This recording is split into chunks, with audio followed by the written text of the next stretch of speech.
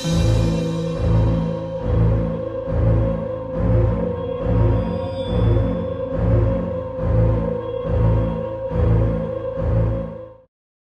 everybody, welcome to a new tutorial with PSD Box. I'm Andrei, and today I'm going to show you how to create a very a demonic effect in Photoshop like this. So we're going to start with these two images, with these two basic images, and I'm going to show you how to get to this result. We're going to see lots of things, so it's going to be a long tutorial, maybe about 2 hours or something like that. And it's an advanced tutorial, so you need to know the basics at least. I'm gonna use Photoshop CC 2018. For advanced users, you can even use Photoshop CS6. Advisable at least Photoshop CS6. And anyways, you're gonna have the stock images. You can download them for free and all the resources.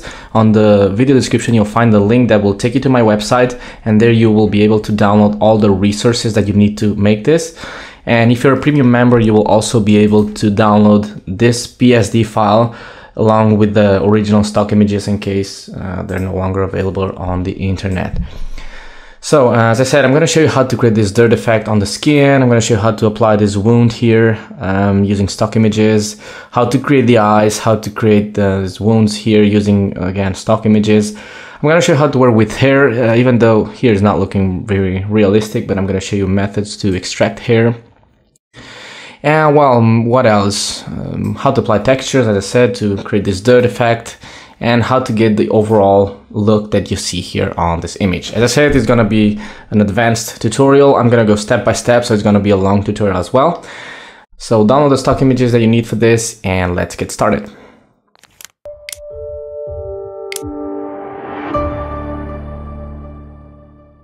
For this tutorial, I'm going to use the same workflow that I use in my manipulations, usually using all of my manipulations, which means we're going to start by creating the background, and then we're going to add the woman here and integrate her on this background that we're going to create. So let's go ahead and press Ctrl-Command-O. Here on the bottom screen, on the bottom of the screen, you will see the keyboard shortcuts that I press.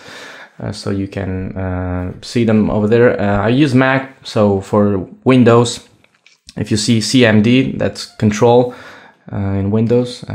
So anyways, here inside the stock folder, this image should be inside of here, so I'm going to put it right over here. These are all the images that I use, okay? So on my website, the link's on the video description. On my website, you'll find a list with all of these files. And well, actually, I'm going to zip them and just give them to you, and also put the links for the credits to these images, which are mainly for unsplash.com. So you'll have them all there, and including this one, as I said, it should be here inside the stock folder. This is the image that I used for background. I took this, right now it's not opening. It's in DNG format, which is a raw type of image. And when you open this, it should open it straight in Camera Raw. So open it in Photoshop, and it should go straight into Camera Raw. And here you see the edits. The image is already edited. And the reason for that is because I already saved. When I save this, it's going to create this XMP file, which contains all the edits that I made. So this is the basic edits that I made to the image. I'm going to press Shift and click Open Object. You can also just use Open Image if you want, but I want to keep the editing capabilities. So this is going to open your image. I'm going to also put it in JPEG just for people that have a really old Camera Raw version, and maybe the DNG format is not supported. So I'm going to just include the JPEG file just in case. So this is my image. Let's name this BG for background. And now the first thing I want to do is change the sky. We're going to convert this into a night or really dark scene, so we don't need the sky. And we also have to deal with this part over here, which has this, well, this is actually the light from the sun. Okay, so we're going to start by removing this sky. So the way we're going to do that is using the quick selection tool. And it's really that simple. Just click there, and you can see it's going to select everything like that. Don't forget about the sides. So change the size of the quick selection tool, and just go ahead and just click on this area. As you can see, it's really easy to select. You don't even have to worry. You don't even have to worry about the edges, because we're going to blur this image after we add the new sky. So it doesn't have to be pixel perfect. Just make the selection of the sky like that. And now create a layer mask by pressing Alt and clicking this new layer icon. If you don't press the Alt key, you're gonna get something like this, and all you need to do is just invert the layer mask with Control-Command-I, and you will get something like this. I forgot to select this area over here. We're gonna have to refine this mask anyway, so just go there and fill this with black with Alt backspace. First, make sure you have the foreground color set to black, and now let's just add another sky. Press Control-Command-O, and inside my stock folder, I have the rest of the images. You'll find two images inside this stock folder if you're a premium member, or on my website. Inside of this stock, you'll find two images. I got them from unsplash.com. You can use any other sky image. I like this because these ones are like stormy and dark images, which is what I want. So I'm going to use this one for now. I'm going to press Control-Command-A, Control-Command-C, and Control-W to close that. And I'm going to paste this on a new layer underneath the BG. I'm going to press Control-Command, click on this new layer icon. This will create a layer underneath. And let's name this Sky. And with this layer selected, I'm going to press Control-V to paste that. I guess spelled that. Okay. And just place your sky to cover your image. Make sure it fits all the empty parts that you had there. And maybe put it right over there. You can try using the other image if you want, just to see which one works better for you. I want something like that. Okay, now when you zoom in, you will see that the edges are not perfect. One of the problems that we have is this chromatic aberration. And since we work in Camera Raw, if you double click on this new, if you have it as a smart object, if you click open object, you'll find it as a you'll have it as a smart object, and you'll be able to, in Camera Raw, you'll be able to remove this. Here on this lens icon, you can choose to manually correct the chromatic aberration. Just increase the purple amount, move it towards the blue. Oh, I removed too much. Like that, it's even too much, like that. And maybe some of the green as well, and just click OK. We're gonna remove this bluish cast over here right now, just after we apply this filter, so you can see how that looks. Also, what you can do is on these edges here, if you see white around them, you can remove that as well. If you right click on the layer mask, choose select and mask or refine edge, depending on the Photoshop version that you have. This will take you to this screen, and just shift the edge negatively about 15%. Increase the feather a little, so until you start to see, let me zoom in a bit more. You will see that the edges start to soften, okay? This is at 0%, 0 pixels, sorry. And just a couple of pixels, 2 pixels or something like that, and then increase the contrast.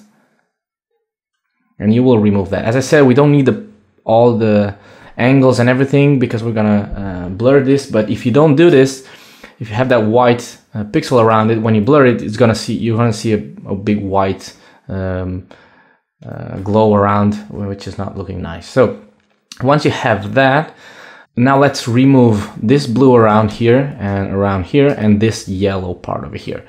For that, you have multiple ways of doing this, but I think the easiest one is using the hue saturation. You can either use it as a clipped mask, like that, as a clipped layer, like this, click the clipping mask. Or if you have a smart object, you can use it using the keyboard shortcuts, Control-Command-U, or from the menu, image, adjustments, and hue saturation, because this is gonna be converted into a smart filter, because we are applying this to a smart object. Okay, now, here it's just as simple as clicking this hand icon and sampling this color tone, or from here even better. So you can see the selector here, it selects the blues. And now you can desaturate this only on the blues, and just move this a bit more towards cyan, and you can see now it's gone. If I uncheck the preview, you can see how it was before, and this is how it looks like now. And also it also removed this from here. So basically you desaturate all the blues on the image, and this is the only part where we have blues on the image. Next, we're gonna have to work with the yellows. So you can either choose yellows from here, or again, you can use the hand icon and sample a color from here, and it's gonna sample the same part here. This selector, for people that don't know, you can modify this. You can expand this, and this basically tells you the range of colors that you're affecting with these controls.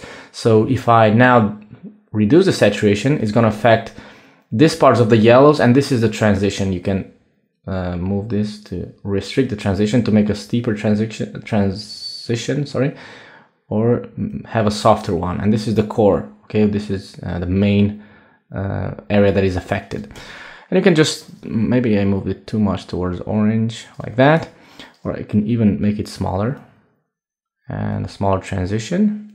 And now I also have to drop a bit the lightness of these yellows to match the rest of the tones here, because this was illuminated by the sun. So I can drop the lightness of this just a little bit. And if I click OK and zoom out and then deactivate this filter, you will see the result, okay? This is how it looks like now, and this how it was before. So it's gonna affect the rest of the tones as well, because we have lots of yellows around here, but it doesn't really matter. We don't care too much about that, because we're going towards a darker tone, so that works well for the rest of the image. If you don't want this effect on the rest of the image, you can use this layer mask for the smart filters, and you can remove that effect from area where you don't want this effect of the hue saturation. Okay, we're ready to move on. And now we're gonna create a stamp and use Camera Raw again to convert this into a dark scene. I'm gonna press Shift Alt Command. Well, actually, let's use some curves before we do that. So let's add a curves adjustment on top of the rest of the layers. And now I'm gonna give the values that I have. You can use other values as well if you want. I'm gonna add 2 points, one over here with input 77 and output 64. And then a second point with input 202 and output 203. So this is just a starting value. If you want to have more contrast, you can do it after. You can modify this or just add another curves adjustment. Now I'm going to create a stamp, which means I'm going to merge the 3 layers onto a new one. And you can do that using the keyboard shortcut Shift Alt Command E or Shift Alt Control E on Windows. And this merges all the 3 layers onto a new one, which we're gonna name BG Final. And I'm gonna turn this into a smart object just in case, because when I use Camera Raw, I like to use smart objects so I can change the settings if I need to. And the first filter that I'm gonna apply is a blurring filter. So I'm going to go to filter and I'm going to choose blur gallery. If you don't have the blur gallery, it's because you don't have Photoshop CC. And what you can do is just use a basic Gaussian filter, Gaussian blur, and then use a mask and mask the bottom part. I'm going to go to blur gallery and choose tilt shift. With this filter, we can blur 2 parts of the image and just leave the center in focus, which is what we need. I want to gradually blur the image from here to the top. So what I'm going to do is just put this over here. This is where I'm going to put the woman, and this one I'm going to drag it down. The distance between this solid line and this dotted line is the transition between the in focus and the out of focus. And actually it's a lot better to just zoom in at 100% when you do this, because you can see how gradually the focus is starting to show up on the image. And here on the bottom, we don't want any kind of blurring. Well, maybe just a little bit over here, but I'm gonna leave it like that and just click OK. 15 pixels is enough for the blur radius, and just click OK. Once you apply the filter, we have to go to Camera Raw, as I said. So I'm gonna go to filter again and choose Camera Raw. If you don't have Photoshop CC, you will not be able to use Camera Raw as a filter. So what you have to do is just go to File and save this image as a, let's see, Save As, and just choose TIFF here from the format. Choose TIFF and uncheck layers. You don't want the layers, and save it.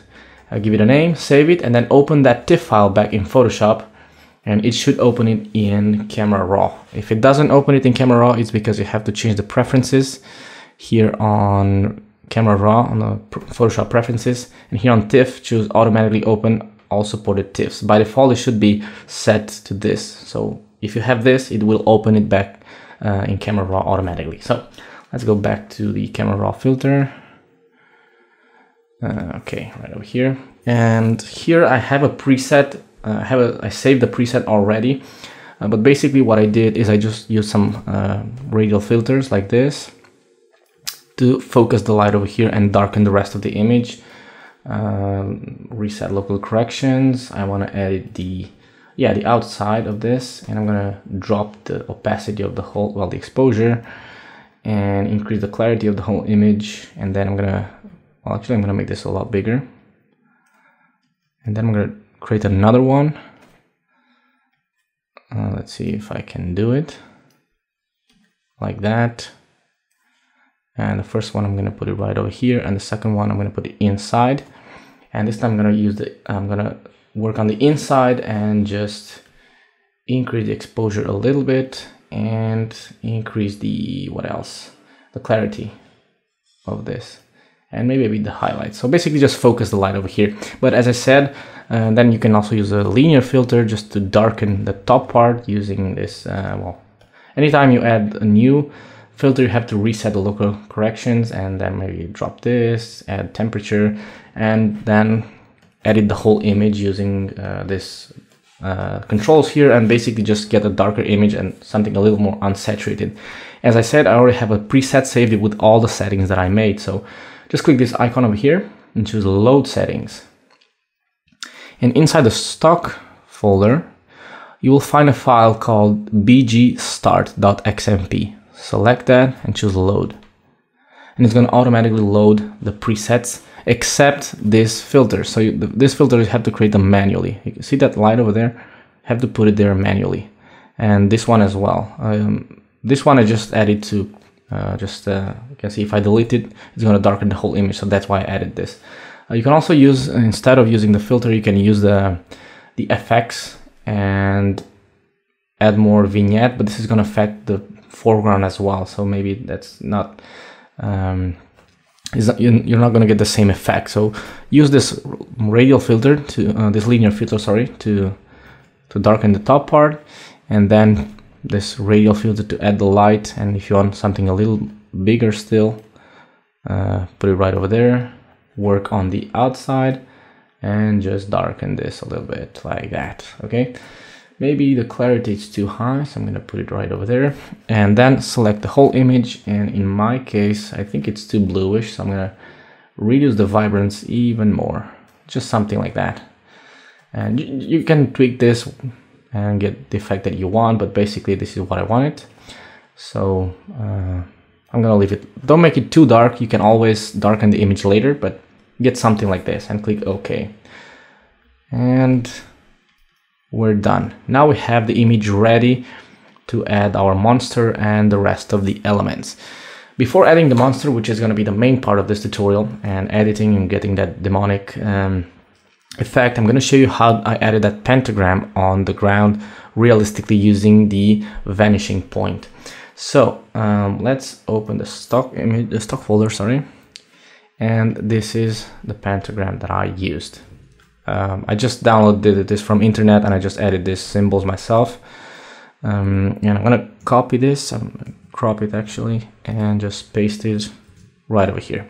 Now you can see it's black, so let's change the color of it to red. I'm gonna press Ctrl-Command-U, making a destructive edit. And I'm gonna choose colorize. And here, because it's black, you're not gonna see any effect on this. I'm gonna increase the lightness a little, increase the saturation, and now I can change the color to whatever I want. Something like this will work, a little more light. And this is our pentagram. Now, in order to put it here on the ground, you can press Ctrl-Command-T, right click and choose perspective, and just move this like that and try to get the right perspective, and then choose distort and move this down like that. You're gonna get a good result anyways. But I'm gonna show you something a little more advanced, which could work for some advanced angles that you may want to use on some other projects. We're gonna use the vanishing point for that. So I'm gonna create a new layer underneath or above that, and let's name this pentagram. This layer one, this one over here, I'm gonna use it just because I want to select everything and copy. I already have this copied on my clipboard, but now I have it on a different color. So select everything with the pentagram selected, copy it, and now you can hide this layer. You no longer need it. Now select this other layer, this empty layer that you just created, which I named pentagram, and go to filter and choose vanishing point. And basically with the vanishing point, you can create virtual planes. And in my case, I want to create a virtual plane for the ground. And I'm going to use these two lines as guide. So I'm going to start clicking over here and follow that line to all the way to the top like that, and create another one right over here. If you get something red like this, which is almost certain, it's because the plane is not correct. So you have to just click on one of this and move it around until you up and down until you get this to look blue. You can also change the grid size from here. If you get something like this, just increase this to get something, to get the grid to be a little bigger. And once you're done that, just you can widen it and move it right over there. Maybe this one. Okay, that looks perfect now. And now we have that pentagram copied on the clipboard. Now if I press Control Command V, it's gonna put it right over here. You're gonna see it. And you can see it's selected. Now I just have to click and drag this. And as you can see, it's now following that virtual grid. And once you put it there, you can press Control Command T to make it bigger if you want to. But if you move it around here, it's gonna follow this this grid. You can see if you put it right over there, it's gonna keep the size and make it relative to this grid that I have over here. So that's a really nice way to precisely place an object over a plane, be it horizontal, vertical, whatever you want. And once you're done, just press Enter to accept the change, and you have the pentagram over there. And this layer one, which I used to copy this, I can delete it now because I already have my pentagram over here. Now, my objective here was to create sort of a light lines here and like illuminated this, but it was not looking nice. So instead of doing that, I just merged it and blended with the background. So in order to do that, you can double click. This will open the layer styles, and I use the blend if section over here. You can see the ground here, you have this broken pavement here, and some parts are brighter and some parts are darker. Now, if you imagine this as a painted pentagram or bloody pentagram, it's not looking bloody because the edges are too sharp, but anyways, you can blend this with the pavement based on how it looks like, how this pavement looks like. So we can tell Photoshop that if the underlaying layer is black, we don't want this over that black area. So just click here and move this to the right, and you can see it starts to disappear. Now the problem is that the transition is not good at all. Let me just zoom in. You can see the edges are very jagged, so it's not looking nice. So in order to do that, let's cancel and get back here. In order to soften this, we can press and hold the Alt key and click this and separate it. And now you can see the transition is a lot better. Move this one like that and this one up to about there maybe. And just take a look at the image and see how it looks like. I think now it looks a lot more realistic and even further like that. The closer these are together, the sharper the edges of this pentagram will be, okay? And the more you move them towards the right, the less visible it will be. So we only want it to about here because we want to hide this on the black spots, okay? You can do the same with the whites, but we hardly have any whites here. Let's click OK. Now here you can use layer styles. I think I also used the blend mode. I don't know if I used hard light. Let me check my notes. So what we need to do here is change the hue, because you can see it changes the color a bit. You can try the blend mode, okay? Like for example, hard light or maybe vivid light, and you can see how it changes. I'm gonna leave it on color dodge. Let's see, color dodge add. Yeah, I like the color dodge a lot better. And press Ctrl Command U now to change the hue if you want. More towards red, of course, and more saturated. Well, if you change the lightness, it's gonna change how this is gonna look like. So maybe what you want to do is just create a copy and use maybe another blend mode and combine both of them using, well, the opacity sliders here on on each layer and get the effect like that. And probably this one I would desaturate it a little and darken it. Okay, and you get this kind of effect on here. You can also use blend modes and layer style. Sorry, so for example, you could use an outer glow maybe, and use the color dodge as well, using a brighter tone if you want to add light around this. But maybe it's a lot better if we don't complicate things and just keep this simple like this, and that's it. You can see here, this is how it looks like. And at the end, when we're going to use camera raw, we can further edit this. Okay, let's go ahead and add our Daemon over here. So I'm going to use open my stock folder, and let's see, where is that image? Right over here. Also, it's in DNG format. So open that. And again, you can see the image already with the edits on it embedded.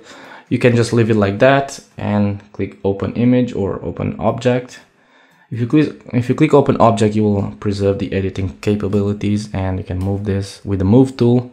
Click and drag this, and it's going to drag the whole smart object to the image here. I'm going to drop the opacity just a little so I can see where I put this, about there. And now comes the task of removing the background. Removing the background is not difficult, but the most complicated part is here on the hair. So let's see what we can do here. First, I'm going to start with the quick selection tool to select the main body, and I'm going to start clicking and painting over the body of my girlfriend here, which we will convert into a Daemon. And make the basic selection. With the Alt key, you can remove areas from the selection. It doesn't matter if you don't select all of the parts. We're gonna fine tune the selection with other tools, but first make a basic selection of those straight lines over here, like so. And when you get it, when I have already everything selected like this, oops, we have to remove this part from here with Alt click. And once you have the main selection, let's zoom in a little bit here. Actually, we can select this with the quick selection tool because we have a white background over there, so we can do it like that. Okay, we're gonna refine this, so don't worry. Just select this clause over here. By the way, these are actually dried leaves from a yucca plant, and we just use them. And we stick them into her fingers and just use tape to hold them in place, and that's it. We're gonna have to hide the tape using the clone stamp, but I'm gonna show you how to do that a little later. So let's make that basic selection. I'm gonna refine that, so don't worry. Make the selection of this clause the best you can. With the Alt key, you can remove selections. So this is a little time consuming, but making a good selection here is crucial, because if you don't make a good selection, you're gonna see the quality. It's gonna hurt the quality of the overall thing. Let's see what we can do here. Oops, Control Z and just Alt click to remove this part over here, like so. And okay, I think that looks good enough. As I said, we're going to refine this, so don't worry. This part over here, we're going to select it with the pen tool. So once you have the basic selection like this, click the layer mask icon, and this will hide most of the background. And here we have to make some touch-ups. Here, let's recover this part over here. I'm going to deactivate the layer mask for a second by pressing Shift and clicking the layer mask. This will disable it. I'm going to press P to get the pen tool. And I'm going to create a path, so make sure you change this to path.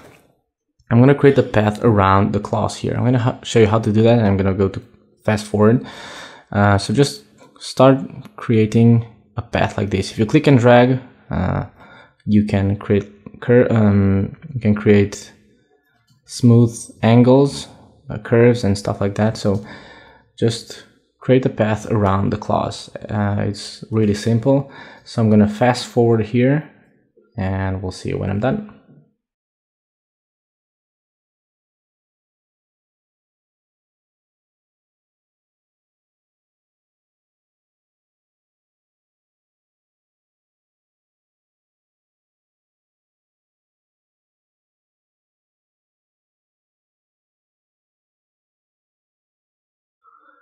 You can see that for this area, as I zoom in a lot, and if you want to move the screen, you don't have to click the navigator. Just press and hold the spacebar, and this cursor turns into a hand. Just click and drag and let go, and then you can continue.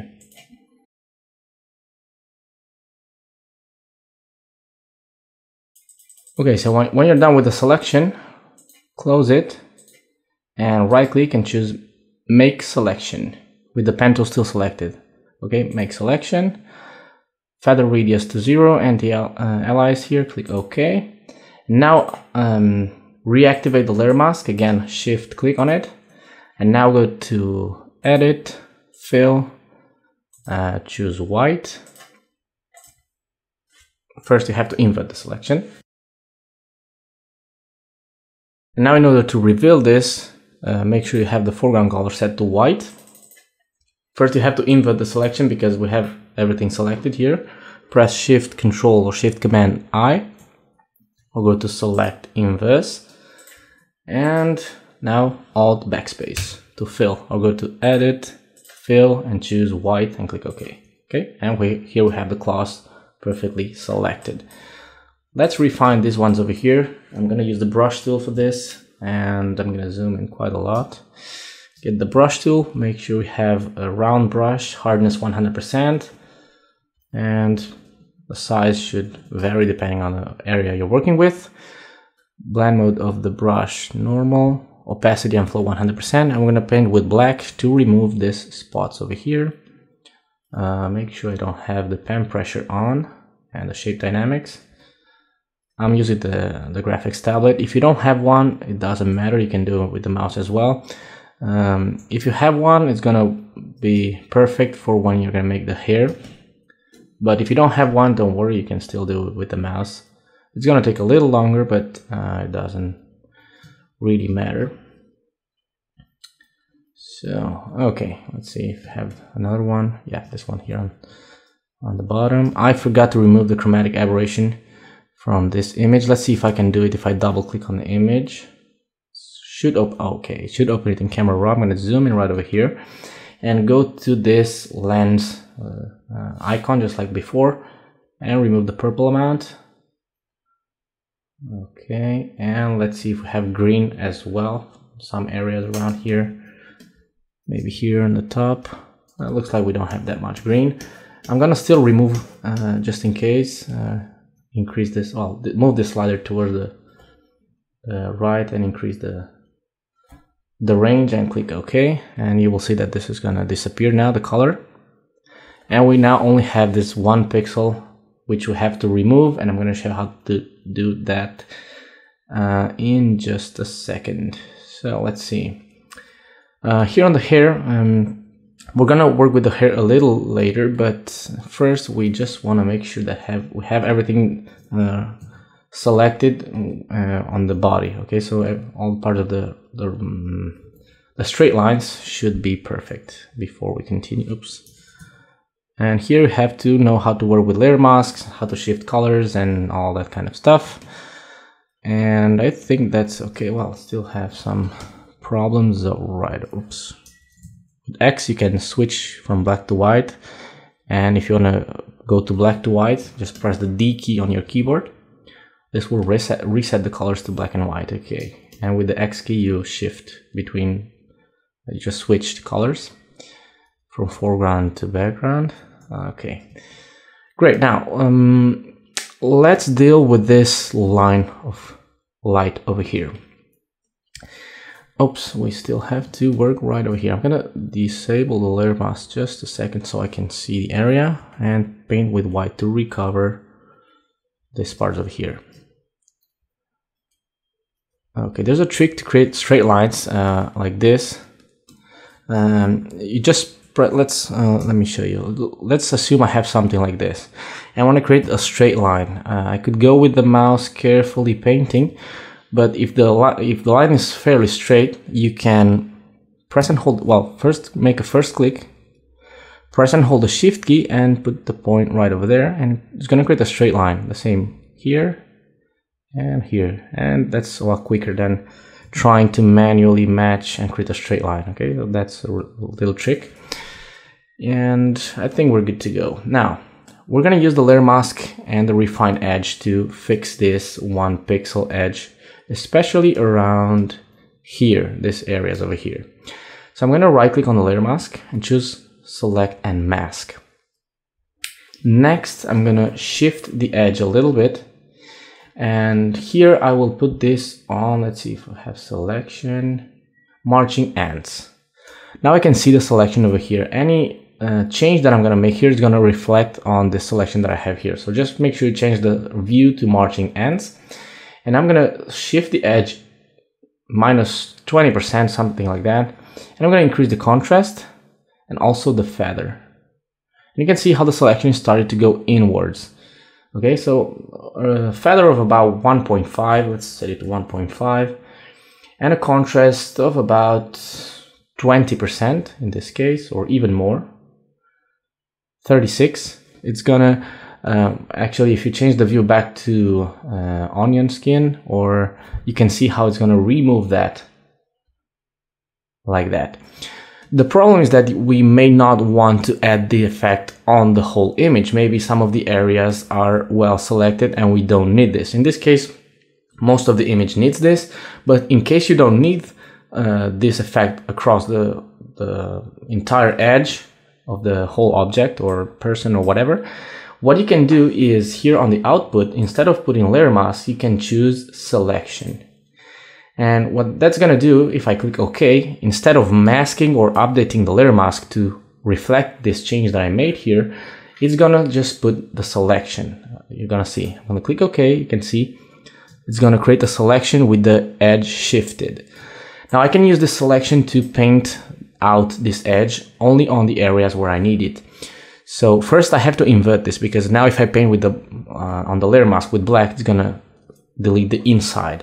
So what I need to do is invert the selection because I want to delete the outside. So just go to filter and choose, select inverse. Now, if I paint, I'm gonna remove the edge. You're not going to see it because we have the marching ants, so I'm gonna hide the marching ants by pressing Ctrl H. The selection is still active, just that we don't see the marching ants. And now if I paint, you can see that the edge is gonna go away. And this is useful if you just want to paint out edges on parts of the image or parts of your object, but not here, for example, is not necessary, so I'm not going to paint there, just over here. Okay, so you can see that's perfect for when you remove edges on just certain parts of your object. Also, what you could do if you don't want to use the refine edge, you can shift the edge 1 pixel or whatever. If you go to select, modify and choose contract. Of course, first you have to load the selection by control clicking on the layer mask and then choose contract. The difference between the two is that here we don't have any feathering options. You just contract the pixels 1, 2, 3 pixels, whatever you want, but you cannot feather it. So with the refine edge, we can also create a soft edge if we want to, because we have the feather option. Let's see around here. Yeah, we need this around over here. Obviously, we don't want to create a sharp, razor sharp edge because it's not realistic. In my case, I should have made it a little softer, but anyways, I'm going to leave it like that now. Because even if you take a photo with your camera, you will see that the edges are not completely sharp, are not razor sharp, so you have to keep that in mind. Realistic edges are a little softer than what I have right over here, but you can see how easy you can remove this edge of light without caring too much about the rest of the image. You just have to spend some time creating the selection and then just paint with your mouse, and that's it. Let's do the same here, and I think we're good to go. Maybe I leave some areas without painting, I'm not sure, but I'm gonna leave it like this. And zoom out a little bit so we can see if there's any other areas. For example, of course, here we don't need that effect that I created because I made this with the pen tool, so I created the perfect selection from the start. If you want to create a selection with the pen tool, you can do it, but it'll take a lot longer in my opinion. That's why I did it with the quick selection tool, and then I used this technique. It's really up to you. Now I'm gonna press Control D to deselect and continue. Now we have to deal with the hair. It's gonna be the tough part. First I'm gonna create a copy of this layer. Let's name this layer Daemon and create a copy with Control Command J and drag it underneath. And let's name this Daemon Hair, but we're gonna use it for the shadows as well. I'm gonna use Daemon Hair. And I'm going to group both layers. Inside of this group, which I'm going to name Monster to Monster. Inside of this group, we're going to have a lot of stuff, a lot of layers. So basically, maybe more than 50% of the layers of this manipulation will be inside of this monster layer, because we have to add in here all the textures, the eyes, the teeth, everything. So inside of this group, we're going to have Daemon and Daemon Hair. Daemon Hair, we're gonna remove the layer mask and we're gonna put it on multiply. Okay. Also, we're gonna desaturate this. Control U and desaturate it almost completely, -70 or something like that. And click OK. We're gonna have this layer only for the hair and some of the shadows over here. So for now, we're gonna disable it. Well, actually, let's leave it checked and select the Daemon layer mask, the one on top. Press the B key. We're gonna have to remove this white area. Here we have lots of possibilities. We could even try the blend if. Let's try that. Let's double click. I'm gonna show you different ways of doing it and you can choose the one that you like best. I'm gonna double click the Daemon layer, the one that is on a normal blend mode. And we can choose the blend if. And tell Photoshop that if this layer is white, in other words, only these areas, which you have, well, actually part of the highlights here as well, but we're gonna just use this end over here. We don't want to we want to hide everything that is white. Okay, so if we move this to the left, you can see that the background starts to disappear. The problem is that it's also gonna start to disappear this part over here, and we don't have any layer mask to recover this. We could split this for a better transition, but it's still not gonna work as expected. It does work, as you can see there, but we also lose part of the highlights over here. So this technique might not work that good. Also, what you can do is use channels and use some advanced techniques, like for example, selecting the blue channel and using the calculations. I think I have a tutorial about how to use the calculations to create more advanced selections. Basically, this is to blend channels using some blend modes over here. For example, I could use overlay and blend both layers and then click OK. This will create an alpha channel. I'm going to invert that. And I could use this to further create the selection. I have this black and white. I could create a selection based on that. But this is a little advanced and we already have enough work to do here. So let's do it easy using the brush tool. Select the layer mask. If you want, you can create a copy just in case you mess up, and you can create a copy and hide it. And if you mess up here, you can use that copy to restore your work or use the history brush. I never use it, but anyways. Now I'm going to drop the opacity to 50 and the flow to 20 or 30% and use the black color and start painting over the white areas here like that. Of course, we have to use a soft brush. Okay, as I said, yeah, just paint with black over these white areas like so. Anyways, the hair, oops, that's part of her leg, so make sure you don't delete that. Anyway, we're gonna darken the hair. So this brown, brown hair that you see here, we're gonna darken it. So it's not, there's no problem if you paint part of it out. Just use a small brush and this soft brush and with this low opacity, and just paint like that to remove part of the white areas.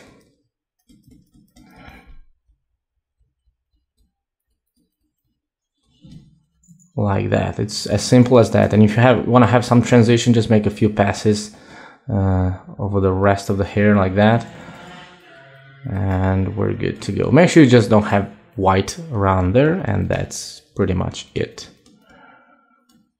Here we have to paint everything in black, and to have some transition, I'm going to paint some over there as well. Well, actually, I'm going to leave it there because we're going to put paint the darkness of it on another layer.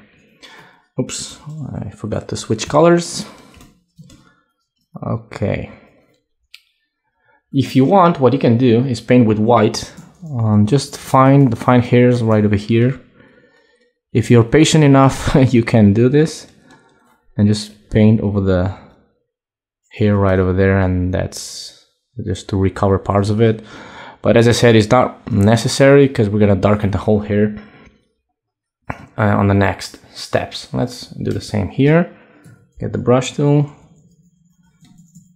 and paint with black to remove those white areas around there. I like to use low opacity values on my brush because that way I can control the effect, and I repeated this over and over again on my tutorials.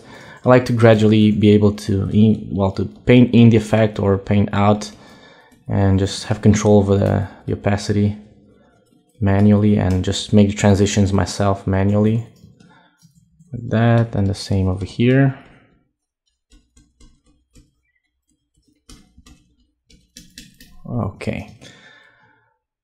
Okay, that's how the hair looks like now. We have to darken this part over here as well, and here, and we're gonna do that. Don't worry too much. If you get something like this, you've done a good job and you're good to go, and we can continue. And let's see my notes, what we're going to do next. Okay, now that we're done with the hair, we can move on and change the face a little bit. And I use the Liquify tool for that. It's one of the really few times that I use that. I almost never use the Liquify filter. But before we do that, let's select the Daemon hair and create a layer mask, an inverted layer mask by pressing Alt and clicking the layer mask. Or if it comes out white, just press Ctrl+I and it's gonna hide everything, because we're gonna reveal only parts of it that we need. For example, the hair. The hairs around here, we don't need this, everything here, you can see that we don't need that. So we're gonna just reveal parts that we need. So you can also hide the Daemon hair for a second, and then just select the Daemon layer, this one that's on normal, and go to filter and choose Liquify. And here we're gonna edit the face a little bit. You can use the face detection features if your Liquify filter has this. I never used it, so I'm gonna use the manual controls, because what I want to do is I just want to make the mouth a little less. Oops. I want to squeeze it a little bit and make it longer, and for that I'm going to use a size of about 300 or something like that. And just gently move this inwards like that. Try not to create something like that so you can see the bend there. And if you want to avoid that, just use a bigger brush. Like for example, 500 is too much, 400 it's enough. And use less density and less pressure. And just click there and gently move this like so. Try to move everything at once. Like that. And now I'm going to use a slightly bigger value, 450, and click over here and drag down to make the mouth a little longer. Maybe I made it I squeezed it too much, so you can use this tool to restore, the smooth tool, to just restore this paint, and everything will come back to normal as you paint. Okay, so something like that. Let's see if we have the preview here before and after. Just squeeze the mouth a little and just drag it down and click OK. Now we have everything in place. Let's work with the Daemon hair layer. As I said, I have this layer mask in black, which hides the entire layer like that. And now I'm going to reveal only the parts that I need, like the hair and some of the shadows here on the bottom. Make sure that they're both one on top of the other and that you don't move them. If you want to avoid that, select both layers, right click and choose link layers. This will prevent them from moving. If you move one, the other one will move at the same time. So they should be one on top of the other. Now select the black layer mask, get the brush tool, use an opacity and flow of 100%, and use a soft brush. And now we have to paint with white to reveal the hair. As I said, we do this because we don't need the background around here. We just need the hair. Like that. Parts of the background will be visible. It's inevitable, but don't worry. Nobody can tell that this is actually the former background. Okay, let's paint here as well. Great. And here as well. Here I'm going to use a lower opacity and flow. Opacity 50 and flow 30. By the way, you can change these values here when you have the brush selected by using the numbers on your keyboard. If you press, for example, 3, you will see that the opacity will change to 30%. If you just want 3%, you just have to press 0, 3, okay? And for the flow, you have to press the Shift key before you press the numbers. So Shift 4, we're gonna change this to 40%. Shift 0 will set it to 100%. So it's a lot quicker that way. So opacity 30 and flow 40, I think that is gonna work well. And just start painting around here on the floor to reveal the shadows, the original shadows that we had on the image, on the photograph. If it's not enough for you, you can paint these shadows. Let's increase the opacity to 50, so we have a lot more control. If it's not enough for you, or if it's not realistic for your lighting, you can just get the brush tool, use a low opacity brush, and create a new layer underneath both layers, these two layers here, and just paint your shadows manually. But I think it's not necessary. I think it's with this we have enough. Just use a soft brush and a big one. And you can check the shadows. If I deactivate this and reactivate, it's enough. Okay, we're done with the shadows. Let's remove the highlights. The highlights over here and the highlights over here. And these ones over here as well. And then we're gonna focus on removing this part over here, tape, and darken the whole thing. So let's create a new layer on top of the Daemon. And I'm gonna Alt click between the two layers to create a clipping mask. This will mean that everything that I put in here will only be visible on top of the woman. So let's name this darkness. Get the brush tool, and I'm gonna use maybe the darker color or linear burn. We'll see which one works better. Drop the opacity of the brush to 20 and the flow to 10. More or less, and I'm going to sample a color from here, from her arm, and just start painting like this to darken this. Right now I have this on linear burn. You can try others, like for example multiply it could work, but it's too linear in my case, and I want something that adds a little more contrast. And paint right here over her hand as well. Just darken things a little bit. Not too much, but just a little bit. And here as well.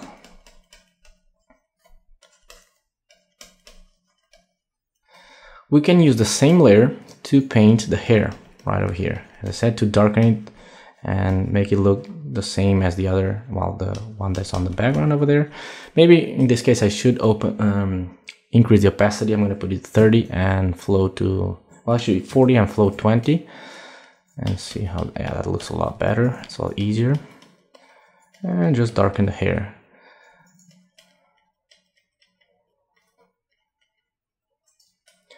You could make a selection of this, only of this color, and using the from select and choose color range. And I guess you could select the hair like this. Right over there, and maybe play with the fuzziness and try making a selection of the hair and just paint it that way. Control H to hide this and just paint over the hair, but I think it's not necessary. We don't need that level of precision. Oops, that's not looking nice. Just use a bigger brush and darken everything if you want. Instead of just darkening that part of the hair, just darken the whole thing and that's it. It doesn't really matter. As long as you do it gradually and that you don't see nasty transitions between the parts of the image.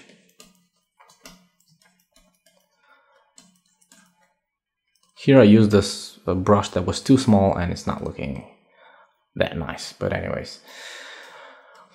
For this class, if you want to darken them, I'm going to show you how to select only this parts over here using multiplying selections. I don't know, it's just a quick tip. Just control click layer mask. This will select the whole thing here. Get the lasso tool, and if you press shift and control, shift and alt, sorry, you can draw a selection around this like so, and when you let go, it's going to exclude everything except your selection. And now you can create, for example, a new layer if you want. A new layer, or actually let's use a curves adjustment, and that selection is going to automatically be converted into a mask. And now I can get the brush tool. Well, actually first let's make the adjustments. I want to darken the claws, okay, so I'm going to darken this like so. And now with the brush I can fine-tune this. Select the layer mask, a normal brush, opacity and flow 100%, and just paint with black to hide the effect of this parts over here. We have to darken the whole, well, the woman, the whole thing here, but I just want to show you how you can select part of the image, in this case the claws, if you want to do that, and the rest of them paint them with the brush. Not really that difficult if you know how to do it. But I just wanted to show you that tip of how to multiply a selection and exclude everything else. Like so. And we could darken the claws like that. That was one way of doing it. Let's first add a curves adjustment so we darken the whole thing. First I'm going to use a hue saturation, but since this is a smart object, I'm going to use it right over here. If you don't have this as a smart object, you can either turn it into a smart object or use a clipping mask like this.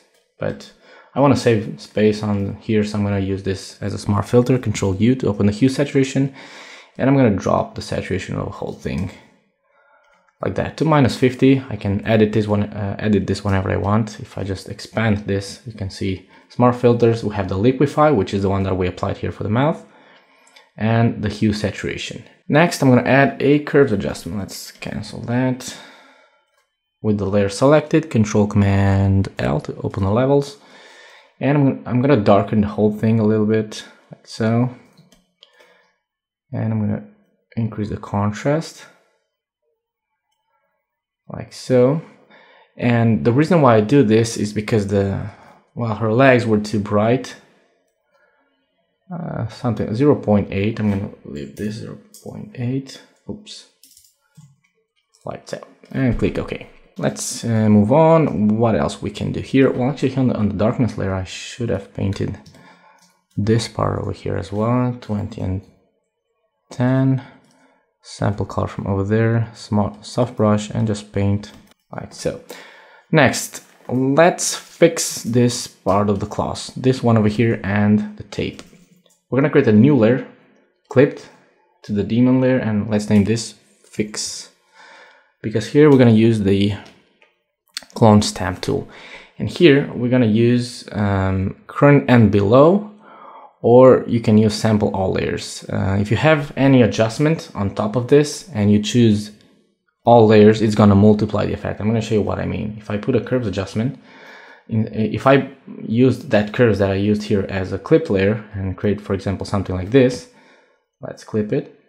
And now I have this, yeah. And now I go to the fix layer, which is underneath, and choose the clone stamp and choose all layers. You will see that it's gonna look dark. It's gonna darken the whole thing because it's gonna also sample the effect of this curves. So if that happens, just use current and below and you're good to go. Okay, so I'm gonna use current and below anyways, even if I don't have anything on top. And I'm gonna increase the size a little bit, just zoom in. And it's really simple, just alt click to sample and just paint over and just cover that up. Like so. It's not the best cloning that I made in my life, but just really quick so you can see what you can do. You can try other tools, like for example the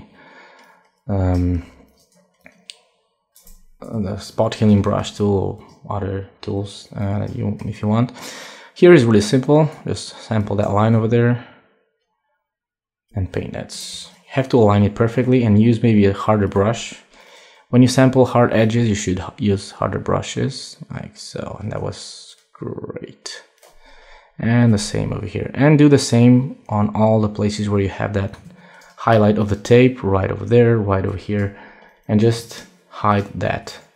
Here, let's do the same. And here, let's do the same. Okay, I'm doing this really quick, so please don't post comments saying that I made a crap job, because I just want to show you how to do it.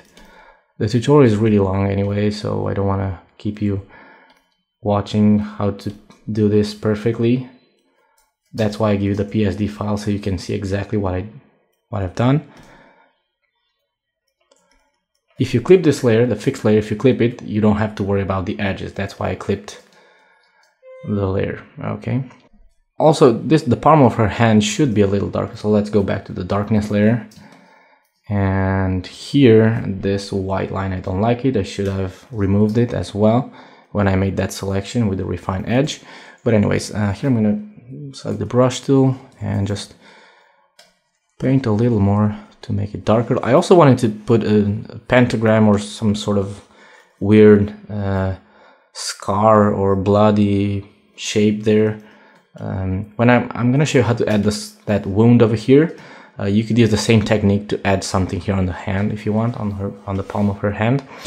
But I'm gonna leave it like that now, and also remove that part of there. Let's see if I can do this with the layer mask. Zoom in a little, because I really don't like this.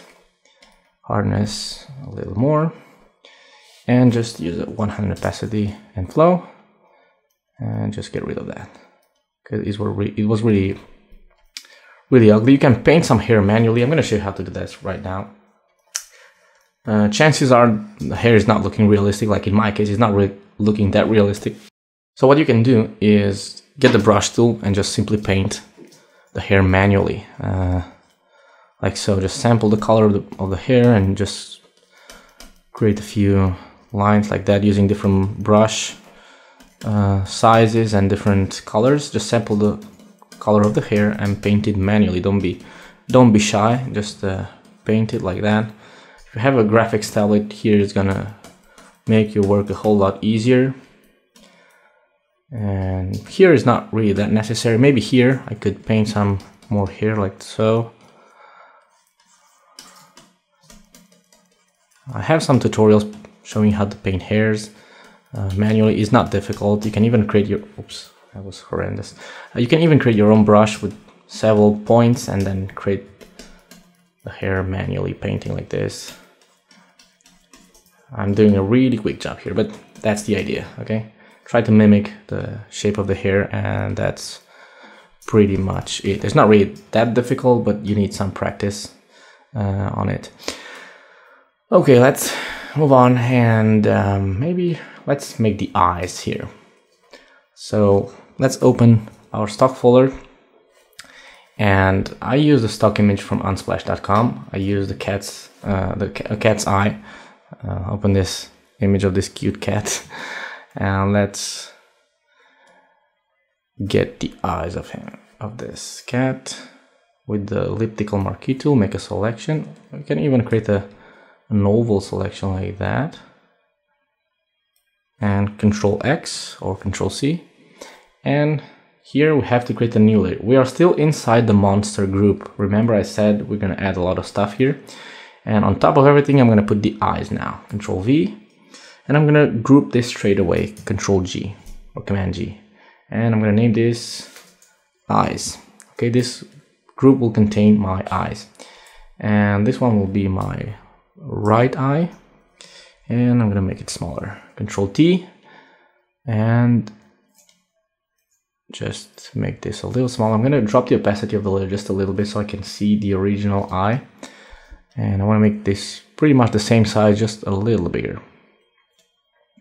Like so. Cover the original eye, and then increase the opacity back to 100%.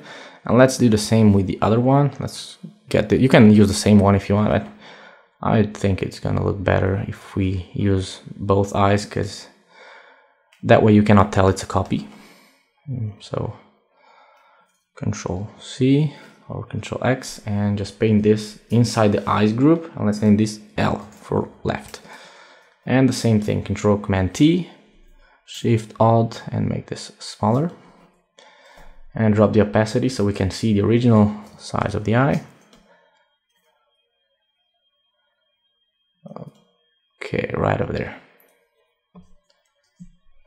It's better to have it a little bigger, and if you want to make any change or make smaller, you can do it, or use a smart object. Okay, you can see they're pretty terrifying if you put this on a person's face. They're too bright, but they're looking pretty terrifying. So the next thing we want to do is create a layer mask. I'm going to create the layer mask for the whole group. If you cannot do it, just use the layer mask for each layer. But I can do it for the whole group, and I'm going to do that. And I'm going to get the brush tool. I will use a soft brush, about 20-30%, and paint with black with an opacity and flow of 100%, and just follow while the shape of the eyelids and the eyebrows to just, you can see the original are just covered by her eyelids, so you have to do the same here, otherwise it's not going to look realistic. Let's see this one. You can drop the opacity if you want to see it better, and just paint like that, and just follow the line of her eyes, and that's pretty much it. Okay, now we have the eyes inside of there. This one, on the one on the right, it's very illuminated, and this one is a little darker, so we have to select the right eye and use some curves just to darken it just a little more. Okay, like that. Great, now we have the eyes. If you want to change the color of them, you can use layer styles, which is what I did. I'm going to add the layer styles to the whole group. If you're using an old version of Photoshop, you will not be able to do it, so we have to use the layer style on both layers. So use the layer style that I'm going to add here, and you can apply it to both layers if you want. I'm going to put a color overlay, and you can see I used vivid light, and I used this color. The same color value is not important. You can use whatever you want as long as you like how it looks, but make sure it's not too bright or that it's not too weird. Make sure you don't do stuff like this. You still want to tell the texture inside the eye, and you just want to add some color, and that's it. I will leave it like that and click OK. We still have to add some shadow to the eyes. Okay, so I'm gonna create a new layer clipped to the group. First, looks like the left. Oh yeah, I'm gonna create a new layer clipped to the group.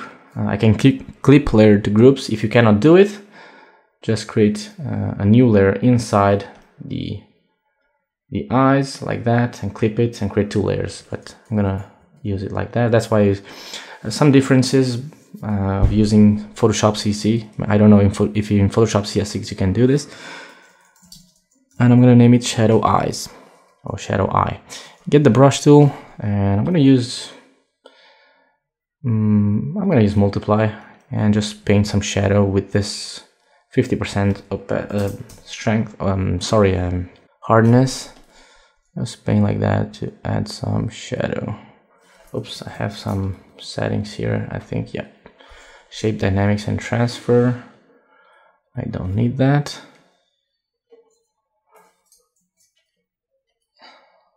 Okay, like that. Maybe even on normal. I could leave them on normal like that, just to darken the top part of the eye. Or maybe even try layer style. It's not looking that good. Use inner shadow and choose multiply or normal. Let's choose multiply. Angle we want 90 degrees. Color black.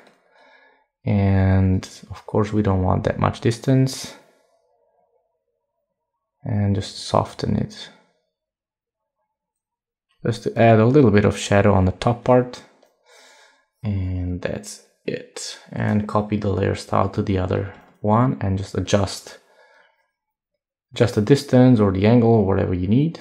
And basically the effect is pretty much the same as the one that I painted, so it's not much difference. I thought it would look different. Okay, so we have the eyes. Great. Next, let's add the teeth, those creepy teeth there. And then we're gonna add the textures and convert this whole thing into a scary demon. So with the teeth, again, we're gonna open the stock folder. Honestly, I just Googled this. I just Googled monster teeth, and that's it. I just use this for myself, so I'm not gonna sell it or anything. If you don't want to use these images from Google, just buy this from Amazon. I think it's $5 or something like that. Just put it on your mouth and take a photo, and that's pretty much it.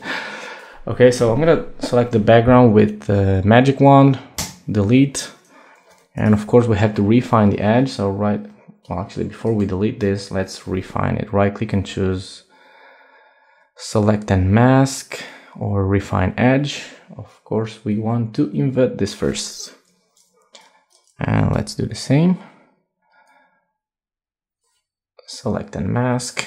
And I'm gonna shift the edge, increase the feather and increase the contrast. And that black border is gone, as you can see. Let's see if I can enable and disable the preview, show original, before and after, and click OK. It's really that simple. Create the layer mask and right click and apply it.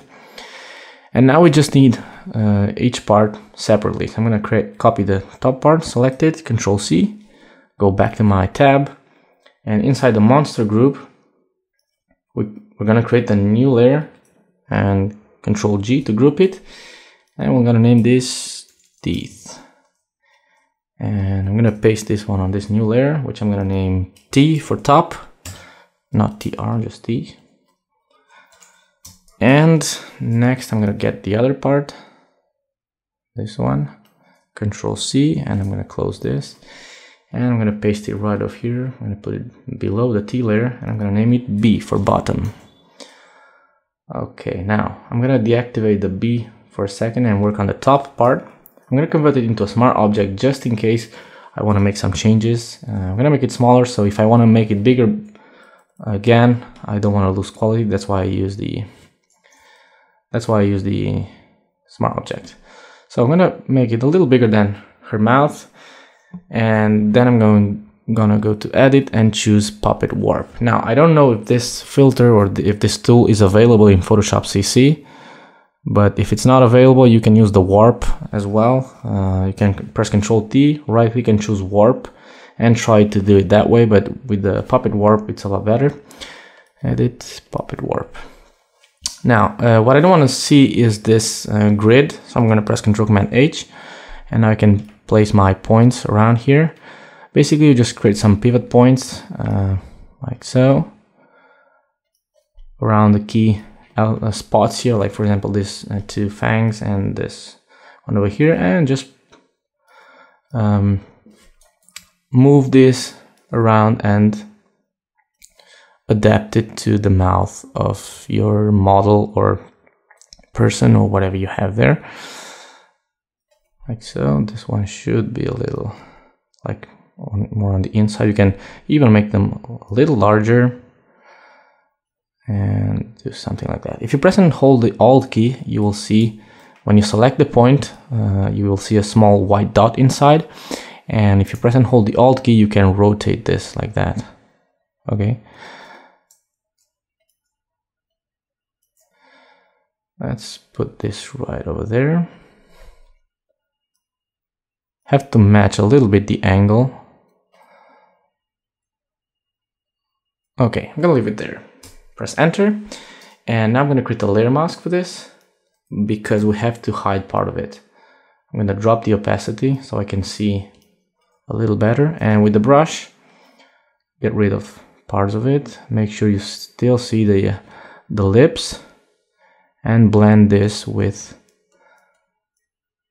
her mouth. And now I'm going to put the opacity back on, and with a soft brush, I will brush this like that. Create this sort of shadow. Oops, still here I can see the original teeth, which is not what I want.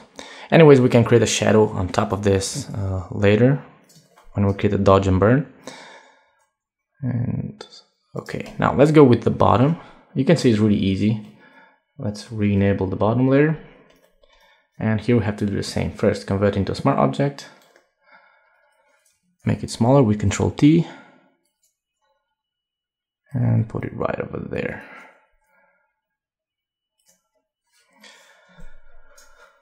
Go to Edit, Puppet Warp.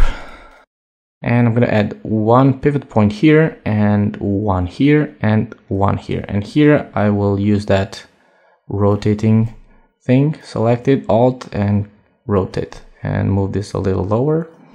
Basically adjust the teeth to the mouth of your model. Okay, like so. And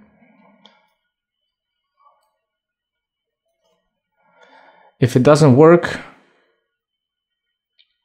and you want to start over again, right click on one of the points and choose Remove All Pins. And that's it. If you don't see the mesh, choose Show Mesh. Well, Control H, you can hide and show the mesh, but I think it's a lot better if you see it that way, because you can see exactly how it's gonna look. These ones are two on the inside, so I'm gonna do something like that.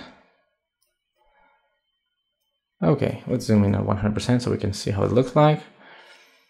I think it looks good. If you want to hide the rest of the teeth like the original ones, you can do this.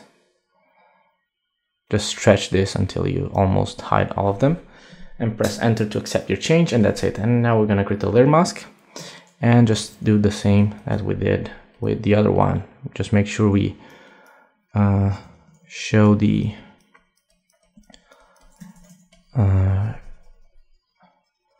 we want to show the lips, and now I'm gonna increase the hardness of my brush and just paint back with white right up to the edge. It's a lot better than doing the opposite, so basically you erase more than you need and then just paint back. I think it's better. Something a little softer for the edge. Also, you can double click and create a feather on the edge from here if you don't want to paint it. Okay, and that's how it looks like. Now, of course, we want to edit this and make them darker and all of that, but we can apply this to the whole group. I'm going to create a new curves adjustment. I'm going to clip it to the teeth group. Again, if you cannot clip curves to groups, you can add two curves to each layer, or select both layers, convert them into a smart object, and then add the curves to that smart object, and that's it. Okay, and here I'm gonna just darken this like so. That's the teeth themselves are too bright, so I'm gonna darken that. And they're too saturated, so actually I could use styles. That's a lot of ways of doing this. You can use layer styles on the group and choose color overlay, use gray and change the blend mode to color, and you desaturated them, and just use the opacity to control the amount of saturation. Another way is, again, merging both layers and then use an adjustment layer, and that's it. Okay, once you have the layers like the teeth like that, I'm gonna darken just slightly more. Like that. And maybe color overlay even stronger, like so. Now what we need to do is darken the mouth itself, and maybe actually create some shadow. Let's create a new layer between the curves and the teeth group. So this new group, which I'm gonna name Teeth Shadow, I'm gonna clip it to the teeth group. I just want to affect the teeth and get the brush tool. So part of the difficulty of this tutorial is just layer management, because we have lots of things here, and sometimes it's hard to know what it's clipped to what, which layer affects which, and sometimes can be difficult. So that's why I said it's an advanced tutorial. I'm gonna use an opacity of 50 and float 20, And on this teeth shadow, I'm going to paint with this layer too, just darken the tip of it. Oops, my microphone is falling. And especially on the sides as well. Okay, and as I said, it's not really that realistic, but I made it really quick. Next, I'm going to darken the mouth itself. And I already have a layer that controls the darkness right over here, the darkness layer, which I created for the skin. I could use it here as well. But I'm going to use a darker, well, not such a dark tone. And just darken, especially the teeth, the original ones. We don't want to see them. Okay, something like that. I think it's looking more, a lot better. Okay, so we already have the teeth right over there. What else we can do? Let's start adding the textures and add some dirt on the skin. Actually, that's the easiest part. But again, we're going to put it inside the monster group. So we're going to get a new layer and group it. And we're going to name this textures. Okay, on this one, the first one, I'm going to name it skin 1. And I'm going to go to my stock folder. And inside the stock folder here, you'll find a couple of images or 3 images that you can use. This is one of them. This is another one, and this is another one. We're going to work with all of them. I'm going to select this one first, and we just need this part of the texture that has this dirt texture on it. Just select a chunk of it. It's also from unsplash.com. It's a perfect website for textures and any kind of images that you may need for your manipulations. I'm going to paste this with Ctrl V on skin 1, and I'm going to change. First, I'm going to all of these textures, we don't need the color, we just need the dirt on them. So I'm going to press Ctrl Command U to open the hue saturation and desaturate this. Now we're going to use the multiply blend mode. It's important that you use textures that have a white background and the dirt is darker. And when you put this over the skin, you can see how it looks like. Okay. Now you will see that it's not only showing on the skin. So in order to do that, we have to use a layer mask. Luckily, we already have the layer mask because we created the Daemon and we have the layer mask over here. So we can copy this layer mask with Alt, click on it and drag it over the textures group. Let go and voila. That way you can put all the texture inside this group and you don't have to worry too much. With one layer mask, you can control everything that is inside the group. So I'm gonna put it right over here on the leg. Maybe I'm gonna make it a little bigger and put it right over there, like that. Okay, and for this clause, again, we can Control click and then use this lasso tool. Press and hold the Shift and Alt key. So let's Control click on that again, Shift Alt, and actually have to only press the Alt key and to have the minus. And now we can use the brush tool to remove the effect on, well, actually use the eraser, the eraser tool, and just erase the effect where we don't need it. Opacity 50 and flow 30 on the eraser, and just to have a transition. We don't even have to remove it entirely. We just want to have a transition on the claws here because we don't want to have them that dirty. I just want that for the skin. Well, especially for the skin. The rest of the it doesn't matter if it touches other parts of the image, but especially on the skin. Also, it's too dark. It's too powerful. The effect. It's too dirty, and we can fix that since this is the multiply. Since we're working with the multiply blend mode, if you press Ctrl Command L on this skin 1 layer, you can increase the whites if you don't want to have that much texture, that much dirt. Or you can play with the midtones, either increase the midtones a little bit or darken them, and you can see how that looks like. We don't want something like that. It's not realistic. Just a little bit of dirt over there, like so. And not that much.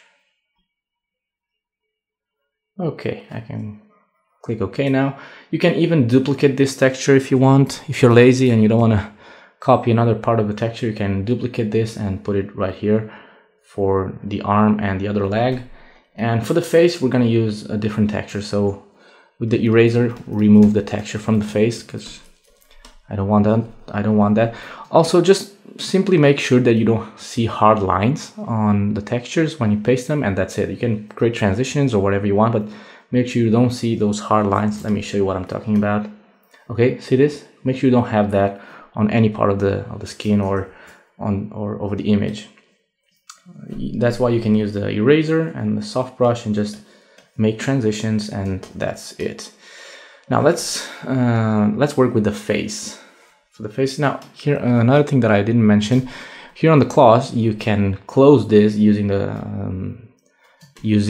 clone stamp. Just clone and close this, just like this would be real claws, or just darken this, or if you want you can put something here to hide that. I didn't think about this when I made the photograph. I should have put this gap on the other side, but well, I didn't think about that when I took the photograph. So anyways, here you can see that it looks a lot better, but on this other one I didn't think about that, so you have to fix that yourself.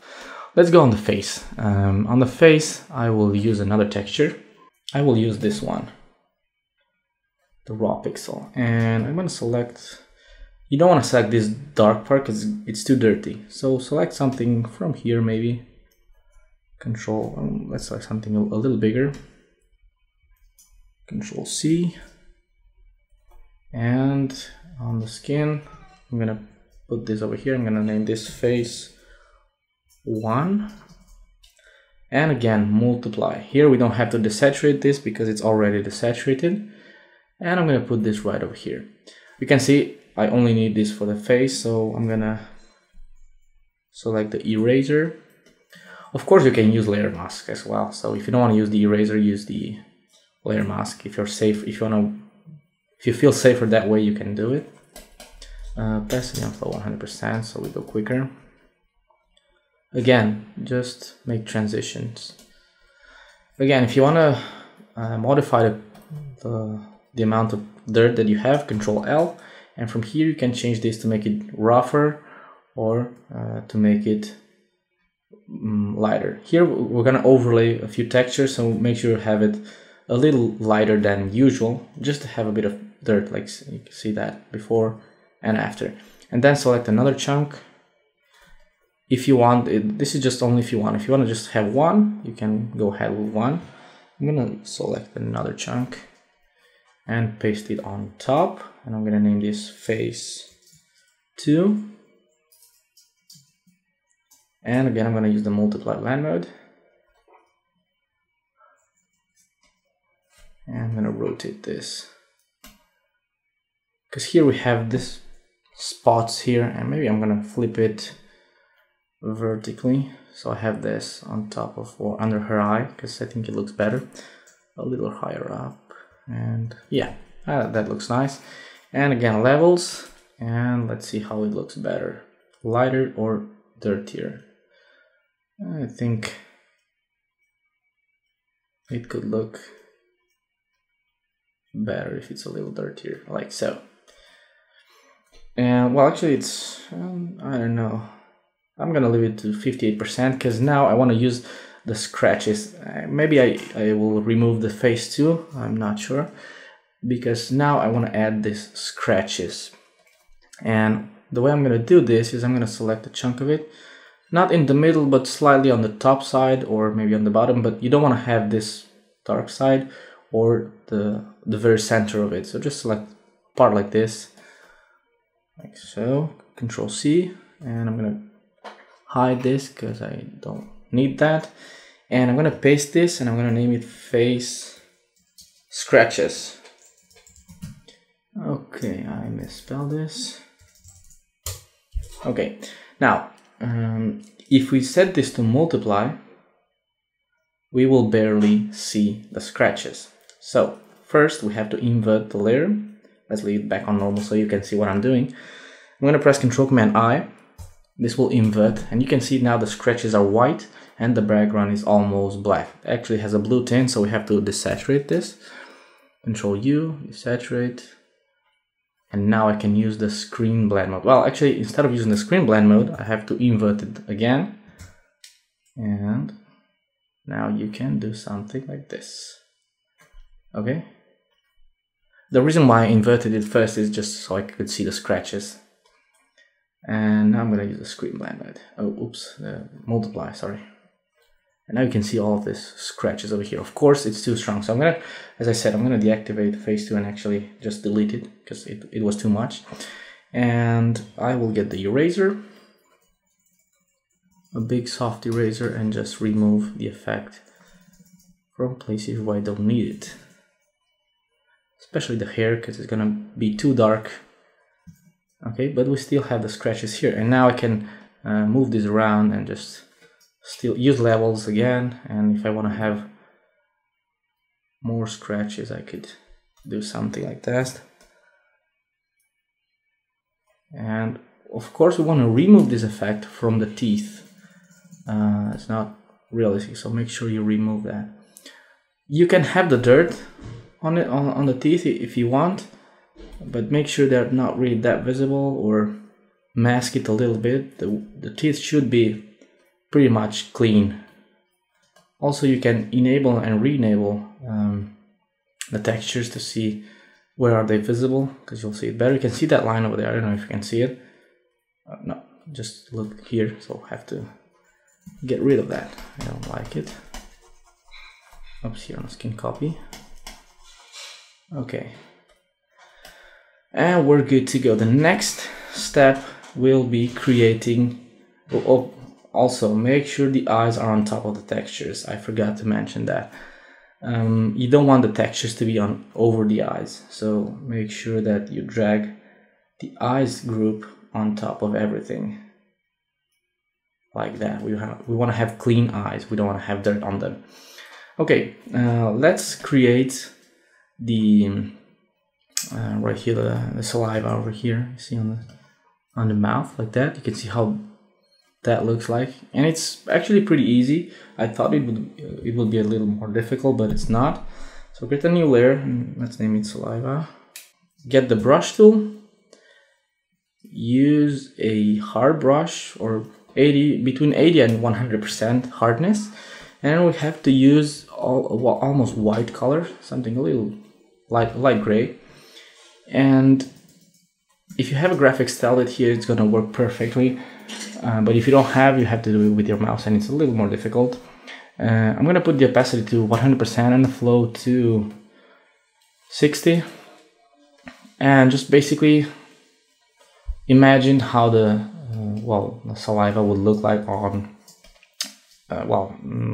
falling from the mouth of this monster. I'm gonna do it really quick. Just use a small brush, and if you want to get a better result, just search for reference images. Go to Google and just use monster saliva, and if you open an image, you will start to see right away. This one is perfect, so you can see how it looks like. As I said, it's not really difficult. On Alien, you also will be able to see. This is really realistic, and you can see exactly how it looks like. We don't want to get such a great quality and have transparencies, but something like this. And with a 1 pixel brush, just make sure you don't have straight lines. Create stuff like that, and on some places use a brighter tone and create like a falling drips and stuff like that. Okay, it's not difficult. You need some practice, but as I said, I'm really bad at creating, drawing in general, but I thought this would be a little more difficult than it actually was. So if I could do it, I'm sure you can do it too. And here on the sides of the mouth, you can use, oops, that was not looking nice. You need to create something a little more thicker, and just, I don't know, just imagine how this would look like in reality. And that's why you can use this reference images, and when you look at it at 100%, you'll see that it's gonna look a lot better. And as I said, it's not really that difficult. Just use a lower opacity if you want, and just start painting on top, and create these lines like that, and that's pretty much it. Let's see if I can create a drop, like so. Okay, and when you look at it at 100%, you can see how it looks like before and after. It's not really that difficult, but anyways, that's how I made it. What else? Now, the face, as you can see, lost a lot of contrast. It's pretty much flat. And what you can do in order to recover the contrast on the face is you can either use, here on the Daemon layer, you can use the levels adjustment. Let's do that. And increase the contrast. Of course, we need the clipped layer. Increase the contrast like that. Okay, and set it to luminosity, because we don't need to touch the color. I don't know if you've seen that, but if you leave it on normal, you also increase the contrast of the color. We don't need that. We just need the light values. That's why I said on luminosity. Then invert the layer mask with Control-Command-I. And then with the brush, paint with white using a low opacity. I don't know, maybe 50 and flow 30. Paint around the nose, and where you see it should have like wrinkles and stuff like that. This will bring back some of the contrast and you give shape to the face. Anyways, we're going to use a dodge and burn later, and we're going to recover most of the contrast on the body, especially on the face. Let's see how we can add those wounds there, and we're pretty much done. Let's open the stock folder again, and let's start with this one. It's a PNG file. I think the website is png3.com. On the website you'll find the link to this. You'll find the credits there to the website. I don't remember right now. And I'm going to copy this and I'm going to paste it here inside the monster. I'm going to create it on top of the saliva, and I'm going to name this wound 1. Here you have several options. I'm going to first make it smaller and put this right there. You have several options here. First, you can use the blend mode. Well, actually, you can leave it on normal and then just drop the opacity and try to blend it that way. But I think the best option would be to use the blend mode. And you can try different ones. You can try multiply. It's gonna make it flat. In my case, I don't like how this looks. Like, you can try soft light or overlay. I think overlay is the one that looks better because it keeps the contrast, but it's too saturated. So press Ctrl-Command-U and reduce the saturation. Also, you will see that in this particular case, we have this white border around it, and we can use the blend if on the layer styles. Double click, and we can say, if this layer has white, remove it. So just alt click here, move this towards there, and then move the other one. Like so, even more. Okay, and it's gone. You can see that. Before and after. See that? That's as easy as that. Okay, now, what else? Let's maybe desaturate it a little more so we can see how that looks like. I think it looks a little more realistic. We can also add blood, and you can use stock images for that. For this particular image, I used this one, but I have a pack on resources.psdbox.com. I'll go to the web to show you. This is the website where I post lots of free resources, and I just published this pack of blood where you can find all sorts of stock images and drips and stuff. I will publish a second pack with different blood marks and stuff like that, but you can use this if you want. Just come here and search for blood, and that's it. You can download the pack, it's free, and you can use this. For this particular image, I used, I think this part over here, just copy it. There's a piece of paint over a white background, and paste it right over here. You can see it's huge, so I have to make it smaller. And we're going to use the multiply blend mode for this. And of course, it's black. You can leave it black if you like it, but I want to use red, of course. So I will put it right over here.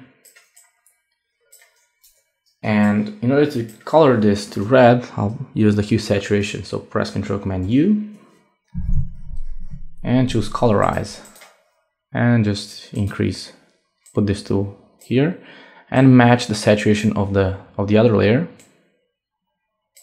And maybe with the layer mask or with the eraser tool, you can soften the edge and create a transition. And you can put this wherever you want, on the eye, on the nose.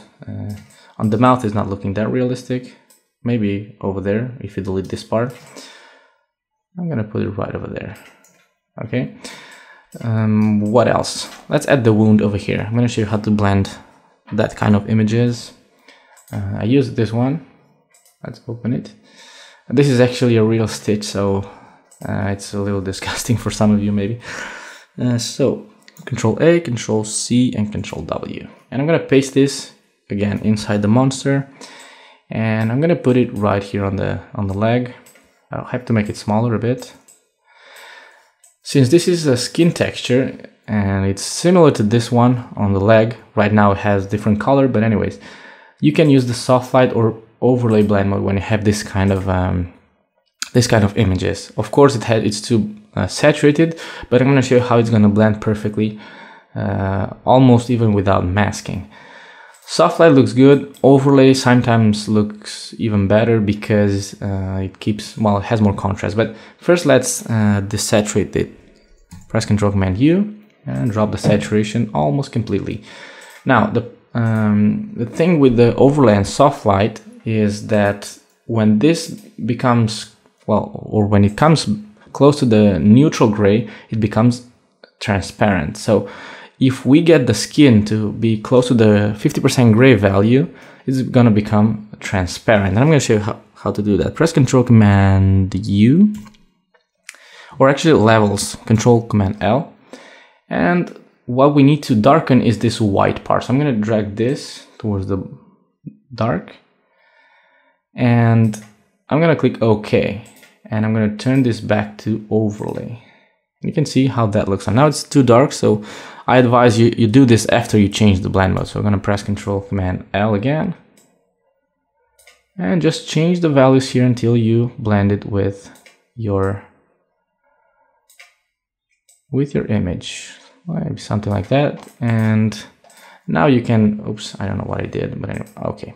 Now you can get the brush tool, create a layer mask. In this case, I'm gonna create an inverted one, get the brush, and just paint with white to reveal, 0 and 0 to reveal, 100% to reveal the wound. Now it's still too saturated, so I'm gonna press Ctrl-Command-U and desaturate it even more. And now I'm gonna use levels again to fine tune this and darken the whole thing a little bit. The brush that I used was not soft, that's why you see this, but okay, now it is soft. Okay, and that's how you can blend this kind of wounds.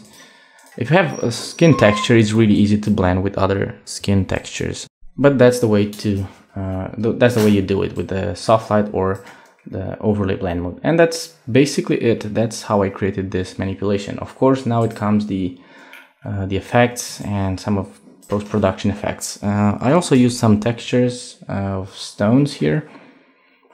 I use this one over here, and it's a PNG file. Basically, I just wanted to add some rocks on top of everything, make it really big like that, and then duplicate it with Ctrl-J, flip horizontally. I'm going a bit quick here because it's just a standard layer like so, and I'm going to merge both of them with Ctrl-E. And now I'm going to press Ctrl-Command-U and drop the lightness to make them almost black to create this sort of silhouette. I just want to see a little bit of texture like so. And now I will use some layer styles to add some inner shadow on color dodge, and I will use a bluish tone and the angle from there, more or less. Okay, and of course now I will blur them, blur gallery or just Gaussian blur to create more depth of field. 20% is too much, 20 pixels, sorry. So I'm gonna use maybe 6. Let's see how that looks like. Yeah, that looks good. And I will erase some of the stones that are covering her teeth. And okay, her face. Okay, that will create a little bit of drop depth of field. Maybe it's not realistic. You don't have to put them if you don't want to. And now some color lookups. I will use one of mine. Well, actually, let's use the Foggy Night because I like how that looks. I will leave it on normal and just drop the opacity a little bit. Oh, actually, let's use the camera raw first. Let's merge everything. Shift Alt Command E. First, select the top layer and then press Shift Alt Command E. And I will turn this into a smart object just in case. And just like before, use camera raw. Again, if you cannot use camera raw as a filter, save the image in TIFF format and then open it back in Photoshop. And here you can do absolutely whatever you want. You can give it the final touch. I want to add more light here first. So I'm going to reset this and increase the exposure a little bit. First, let's set this to inside. Increase the clarity. Her legs are too bright. I should have used levels or something to darken them even more, or that darkness layer, paint over the whole image, but anyways. Highlights, I could darken them. Maybe I could do it from here. Yeah, it doesn't look that bad. Let's gonna darken the face. I'm gonna do it with the brush here. I'm gonna select the brush, reset the local correction and drop the exposure a little bit and paint over her legs. Like so. I have the auto mask on for some here, right over here. Check auto mask, and this will keep your selection to the area where you're painting. You can show the mask. Well, it's not keeping the mask that good, but anyways, you can darken this a little bit. Let's go back here to this thing over here, like so. And maybe what else? Let's go back to the whole image. Increase the clarity of the whole image here. On the effects, you can add some more post-crop vignetting if you want to. And what else? Colors here, we can change the hue, for example, of those reds on the ground. You can darken them, you can change the hue, or whatever you want. Whole image, I want to add a bluish tone to it. Not that much. I'm going to desaturate things a little bit.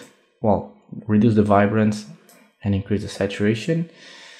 What else? Shadows looking nice. If you make everything a little darker, it's going to hide some imperfections. The top part, I still want it to be darker. So I will reset this and drop the exposure a little bit and make a softer transition. Like that. And I think that's good. And I'm going to click OK now. You will see the change.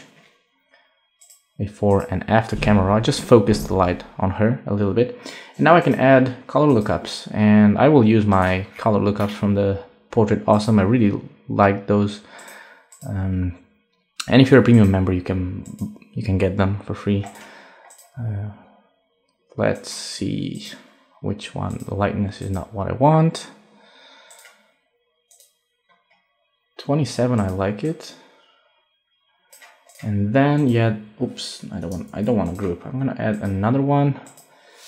I think I used drop blues. I don't remember which ones I used actually, but I will add some. And yet another one, and let's try the film stock. This is gonna add a lot of contrast. And we're good to go. I think that looks nice. Let me show you the before and after. I went really quick and this is the result. I think this one looks a little better, maybe. Better lighting except the top part here. But you can take a look and see how it looks like and create your own version of this. So it's a really long tutorial as well, but I thought that it would be nice to create something like this in Photoshop and show you how I did it.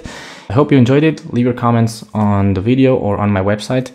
And also, if you upload your version to Instagram or Facebook or whatever, you can use the hashtag PSDBox so I can see your works. Thanks for watching and see you next time.